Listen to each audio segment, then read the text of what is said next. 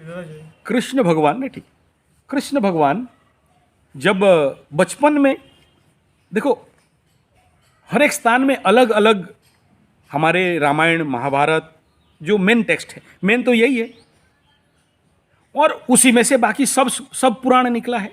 अष्टादश पुराणानि, 18 प्रकार का पुराण बताया गया। और पूरे देश में, कालखंड में जब तुम घूमोगे तो कुछ लोकाचार कुलाचार के अनुसार भिन्न भिन्न प्रांतों में थोड़ा सा रामायण महाभारत को चेंज किया गया है। वो अपने अपने लेवल पे, देखो आगे क्या था ना, टीवी मीडिया तो नहीं था कि एक रामायण का वीडियो बना दिया, अरुण गोविल जैसे दिखा देगा, हर तरफ रामायण ऐसा हो गया। तुलसी रामायण दिखा दिया तो वही हो गया, केवट अपना पैर धो रहा है और सोने का नहीं दे रहे, वो हो गया। लेकिन ये तो मात्र 30 दशक में हुआ है ना, उसे पूर्व तो नहीं था। उसे पूर्व क्या था, उड़ीसा में हो, बाकी जगह में भी अलग अलग लोक कला लोकगीत के माध्यम से रामायण महाभारत शिव पुराण इत्यादि को लोगों के सामने प्रस्तुत होता था। और इसमें क्या होता था, गांव गांव के लोगों के अंदर कला का विकास, आध्यात्म का विकास, कलाकार भी निकलते थे, उनके अंदर का हुनर और विकसित होता था। लोग उसके नाम सुन के भीड़ होते थे। जैसे एक छोटा सा उदाहरण दे रहा हूँ, ऐसा तो उस समय बोलने से नहीं समझोगे। हमारे उड़ीसा में अभी जो यात्रा जगत है, यात्रा चलता है रात भर, दैतारी पंडा, नाम बोल दो, नाम बोल दो, उसी के नाम पे टिकट बिक्री 1 लाख में, एक रात के अंदर 1 लाख से 10 लाख का टिकट बिक्री होता है। कौन? दैतारी पंडा बिलियन। हीरो देखने नहीं जाता है, हीरोइन देखने नहीं जाता है। ऐसे ही जोकर में एक तो सुपर हिट है, क्या एक तो पंडा, उसका नाम पंडा है, उसका नाम सुनने से वो आदमी है ऐसा है, उसको रात तुम देखो तो हंसोगे, उसको एक्ट करने का जरूरत नहीं। जैसे जॉनी लीवर था, आसरानी था, ठीक है ना, ऐसे और एक ठो कोई था, किस्टो, हाँ ऐसा कुछ था। वो फिल्म में खाली एक सीन में आए तो लोग हंसेंगे, उनके अंदर वो लाफ्टर था। तो ऐसे ही हमारे रामायण और महाभारत के साथ और बाकी जो अष्टादश पुराण है, उस समय बड़े बड़े विज्ञ आज भी हैं, लेकिन उनका कोई कीमत नहीं है टीवी और इसके कारण।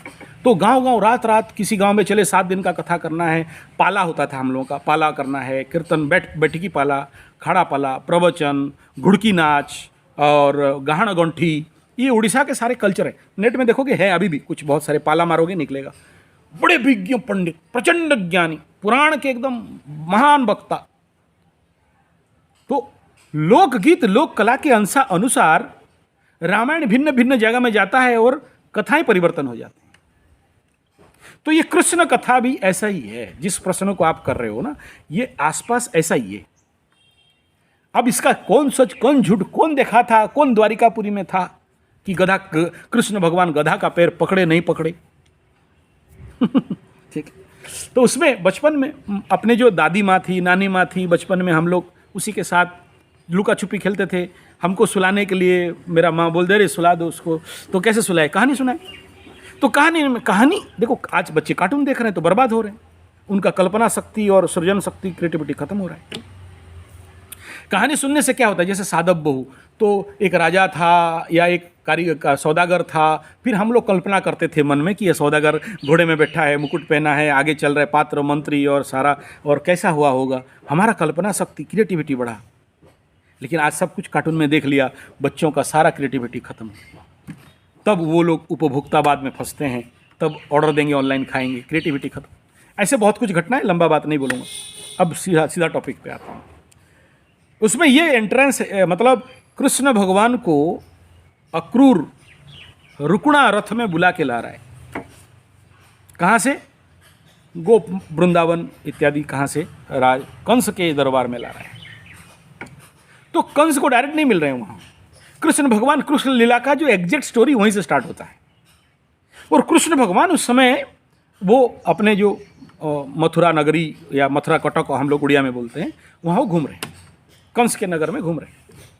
मथुरा है या क्या, वो थोड़ा सा नहीं यार, अब द्वारका, हाँ द्वारिका में। हाँ, तो वो कृष्ण का कोई टारगेट नहीं था कि कंस को मारना है, या कोई प्रोजेक्ट प्लानिंग बना के, होमवर्क बना के नहीं गए थे। लेकिन कंस का टारगेट क्या है कि कृष्ण को खत्म करना है। लेकिन कृष्ण तो सर्वज्ञ हैं, उन्हें पता है, लेकिन उनका प्रोजेक्ट प्लानिंग टारगेट नहीं है कि छुछुंदर मच्छी को मक्खी मार के हाथ क्यों बने। लेकिन कंस का दरबार का रूल है ऐसा हमारे लोकल स्टोरी में आता है कि कंस जब आएगा, कृष्ण उसके मतलब कंस के औरा के अंदर या उसके जो राजप्रसाद के अंदर कोई आएगा तो वहाँ पर एक वृक्ष है जो फूल बहुत फूटेगा और फूल गिरने लगेगा। कंस को पता चल जाएगा कि ये मेरे को मारने आया है। फिर ऐसा वहाँ जब उसको रेंज को पार करोगे तो वहाँ पर एक अपने आप स्वबाजी तुरी है, वो बजने लगेगा तो कंस को समझ में आ जाएगा कि मेरा शत्रु आया, मारेगा। फिर ये दोनों अगर कंट्रोल में नहीं हुआ, तीसरा सायरन कंस रख के रखा था एक गधा। गधा जब भी उसको पता चल जाएगा कि ये मेरा मालिक को मारने के लिए आया है, फिर वो ढैंचो ढैंचो करेगा। तो कृष्ण भगवान जब एंट्री किए वो कंस के पास आने के लिए, तो वो कदम फूल या कुछ फूल था, बहुत फूल पुष्पित हुआ, चारों तरफ महकने लगा और कंस को पता चल जाएगा उससे पूर्व कृष्ण भगवान उसको काट दिया। फिर वो तुरी उरी कुछ था उसको ठाक दिए, उसका साउंड बंद हो गया। लेकिन गधा को कौन समझे? चलो ये सब तो समझ जाएंगे, गधा को समझाना मुश्किल है। तो कृष्ण भगवान क्या करें? गधा का मुंह भी बंद करके नहीं रखते, गधा है यार। तो इसीलिए कहावत है कि कृष्ण भगवान गधा का भी पैर पकड़ के आगे गए।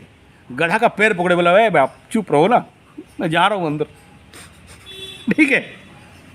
तो गधा का पैर पकड़ो, चाहे सर क्या करेगा वो तो ढेंचो ढेंचो करेगा। तो इसीलिए कहावत हो गया उड़ीसा में, कृष्ण भगवान तो गधर पादा धरथिले मुई किए। मतलब कृष्ण भगवान तो गधा का पैर पकड़े, हम किस खेत का मूली हैं जो गधा का पैर नहीं पकड़े। तो जीवन में ये कहावत है कि अगर जीवन पे ऐसा समस्या आए और गधा का पैर पकड़ना पड़े, पकड़ लो। कृष्ण पकड़ के दिखा दिए, हम क्यों नहीं पकड़े?